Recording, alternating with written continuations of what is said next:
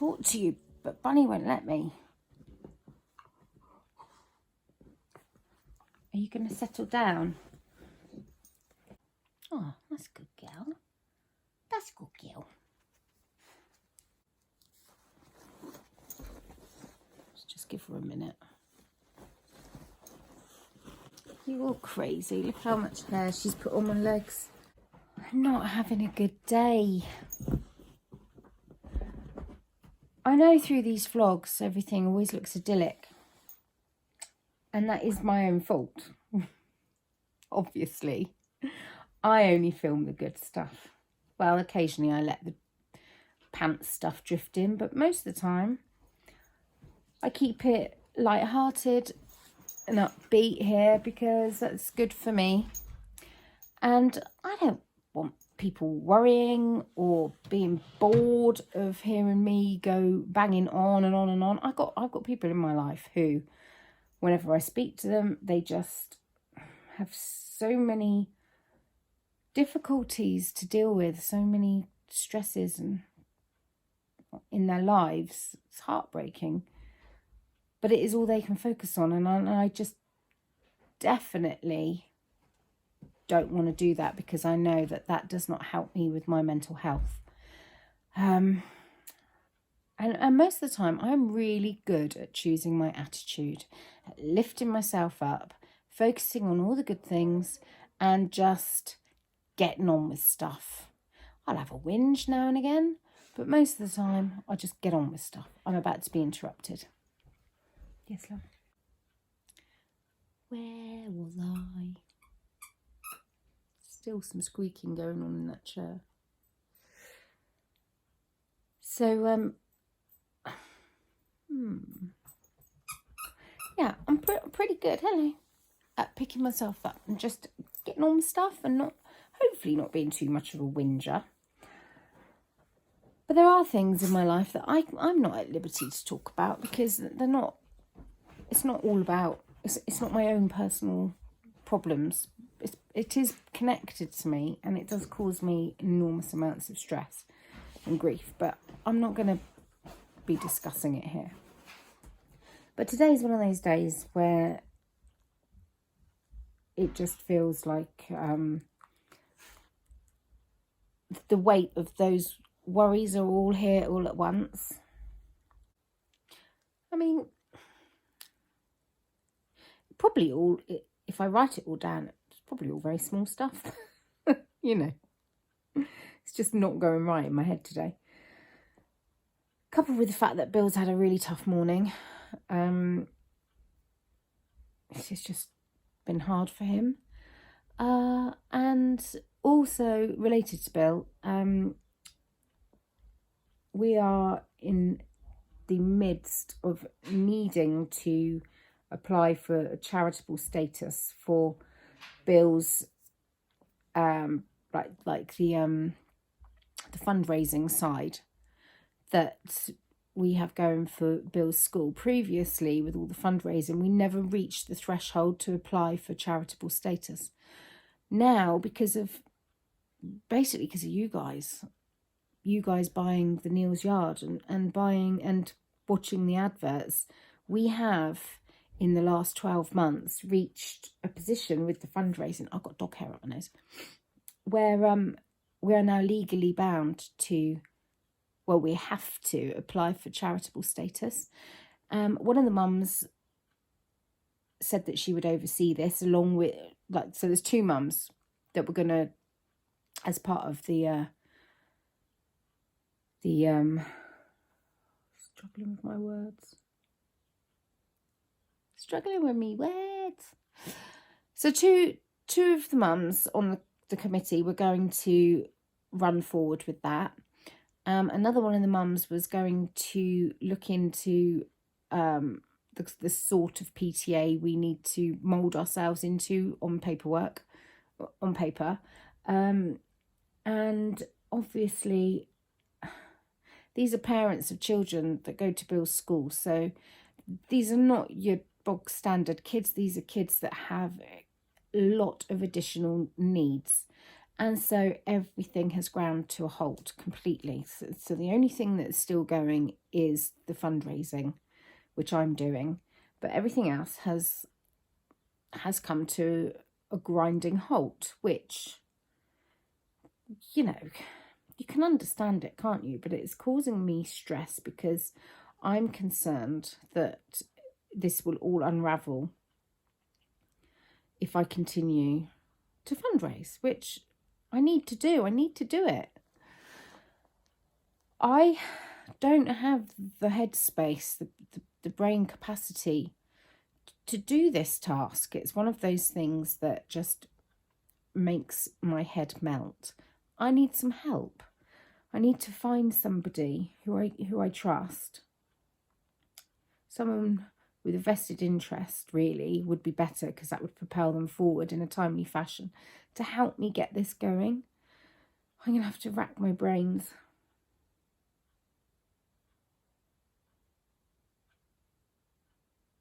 Actually, the obvious answer is to talk to my mum, because obviously she's got a vested interest, and she's in lockdown. She's retired. I'm going to ask me mum. I think my mum to the rescue. I reckon my mum will help me. If not, I think I'll ask my faux bro's dad. He might be able to help me. Just thinking while I'm chatting.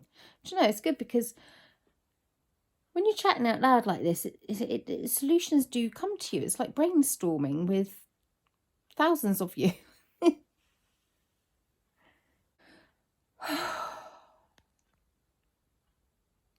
Oh, I just feel really anxious. Okay, so I was just talking about my faux bro, and that brings me on to a question that was asked in a comment. That's not my bad elbow. That's my good elbow. So my bracelet. Somebody said it's very pretty, and they wondered if there was a story behind it. And yes, there is. I was given this on my 40th birthday by James and Kate. So James, my faux bro, brother from another mother, and who's Toby's busy mate, and Kate, who's my Kate, who I talk about pretty often. So this was for my 40th birthday in May 2016. And Kate had just come through a year of cancer treatment and had been given the all clear. I'm just wafting my wrist around here. And she'd been given the all clear. And I've got some lovely photographs from that evening. I think I've even got a photograph of Kate putting the bracelet on me. Oh, we had just had a lovely time. And then that summer we went to Spain and we had a couple of weeks out there together, all of us, and it was lush. And then, just so many precious memories. So James and Kate live down in Folkestone, Ashford, around that way. One of the little outskirt villages. And so we only ever saw them kind of for special occasions, Christmas, holiday. But when I say we only ever saw them, we probably saw them every few months. And, we're just really close family. Kids are like cousins. And then so we saw each other in May, we saw each other in August, and then we had a weekend together in September. And we just had some really poignant moments that year. I think because of Kate's illness, it really made us realise what we had. So then that was September, and then in October, she just became incredibly poorly, and the cancer had come back. To cut a long story short, she was gone very, very quickly. So my bracelet that I'd worn all that time, the catch, the little join there, can you see? the hinge, oh, I was showing you the wrong hinge. Showing you the wrong hinge. So the hinge there, look at all that dog hair on me. It started to fail, and so after Kate had died, I thought I'd lost my bracelet, and it was just horrendous. I was so upset. But Ted found it underneath my car seat, so I then stopped wearing it for a while. I've such a runny nose, sorry. I then stopped wearing it for a while, and I took it to a jeweller's and said, "Can you put one of those safety catches on?" And they said no. And I spoke about this on Instagram, about how ridiculous that seemed. And I had a flurry of photographs from different people with very similar bracelets that had retrofitted a safety catch. And then another friend of mine suggested going to this lovely little jeweller's I had never even heard about in Bristol. And he did it for me. So Dragon Jewellers in Clifton. He put a little clip on there. And I will wear this until the day I die. It will just stay on my wrist. I've not taken it off since I put it on. About 3 years ago now, I think I put it on. After it, yeah, because I'd had it for 6 months. Kate died, then it fell off, and I thought I'd lost it. And then it took about 3 months for me to find somebody to put the catch on it, and then I've not taken it off since. And it will just stay there. I won't be buried with it, because what a waste of a lovely bracelet. I will make sure this goes to somebody special in my life. Somebody who will love it like I love it.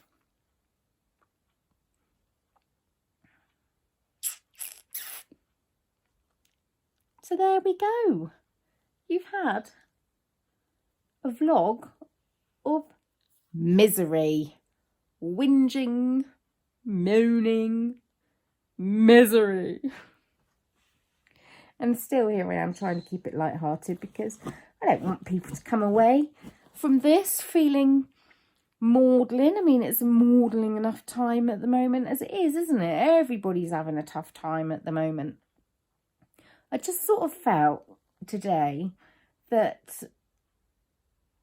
I just needed to say, you know, I'm having a bit of a pants day, and life is not always roses. As much as I love my life, but sometimes, you know, we all just have those things, don't we? We all have those things. I just felt it was important to say that, but I don't really think that I've got my point across. I don't think I've done very well at getting my point across. Okay, so I need to crack on with stuff now. I'll just quickly show you my ironable cover. I finished it today. It was literally like a 20-minute job, which is great because time is not available sometimes. So flick the camera around. Oh, look at me here. There we go. Needs an iron. How ironic. But, oh, mine's out done. Done. Look, something went awry because I ended up not having enough bias tape, even though this was the stuff from the last, from the original cover. But anyway, it doesn't matter. No one will see that. Pleased with that.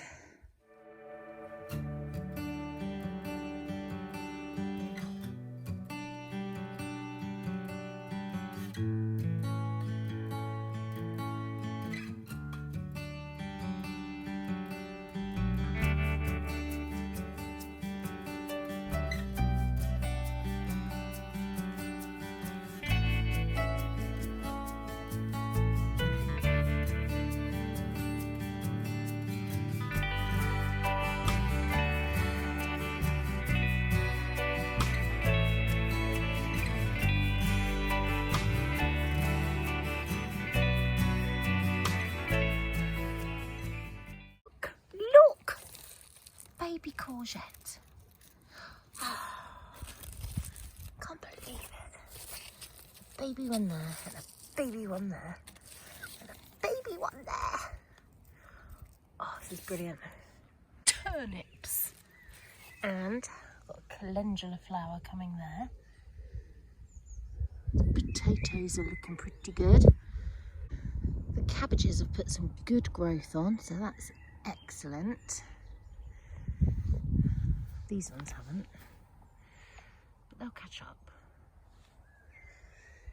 And the beans are all coming along. Gosh, it's chilly now. That black cloud.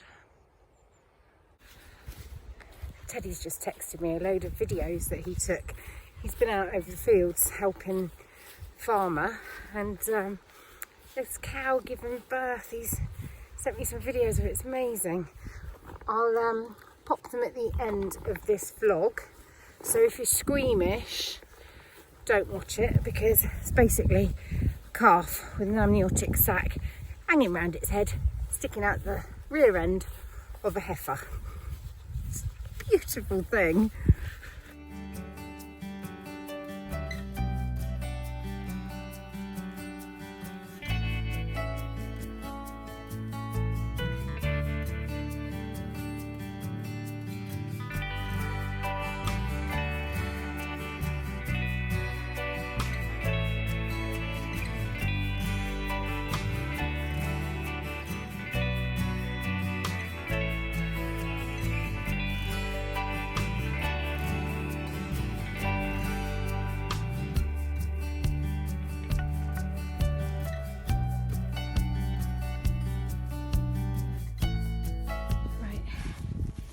Go check if she's coming backwards or not. Don't think so at the moment.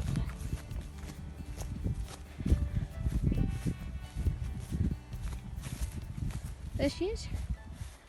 Coming out now. Lovely little calf. Just got to be careful not to stress out the mum.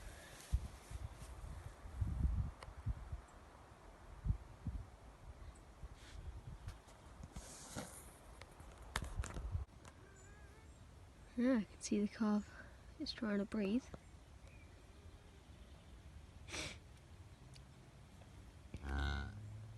Yep. I'll move a bit for you.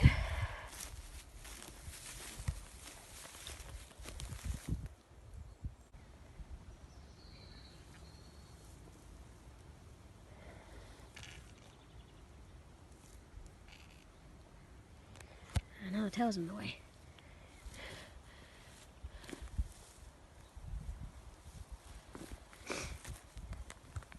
She's doing good.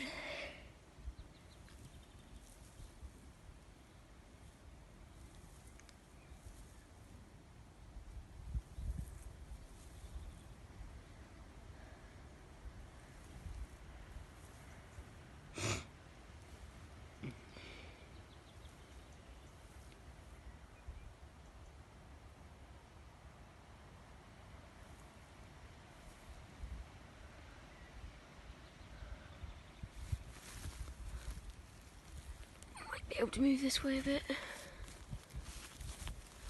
as long as she doesn't get stressed out. It's fine. Oh.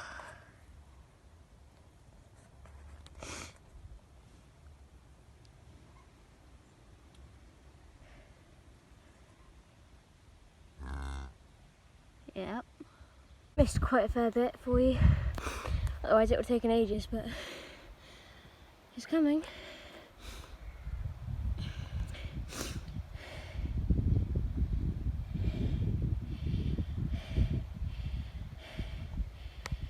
I just went for another lap on my bike to see where she'd be, but nearly done. Really nearly done, actually.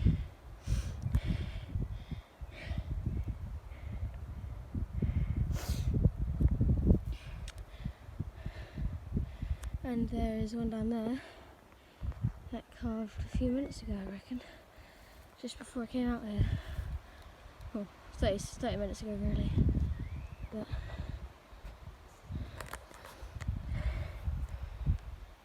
There you are.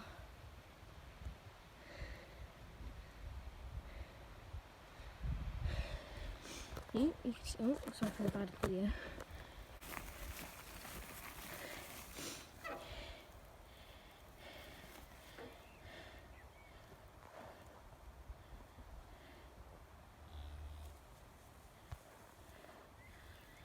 Oh, don't get out now. Just stop the video so you didn't see the gross part, where all the fluids come out, and she spins them around so it gets them out. But she's taken to the calf nicely, licking it. The calf is now well and alive. So I'll let these two be.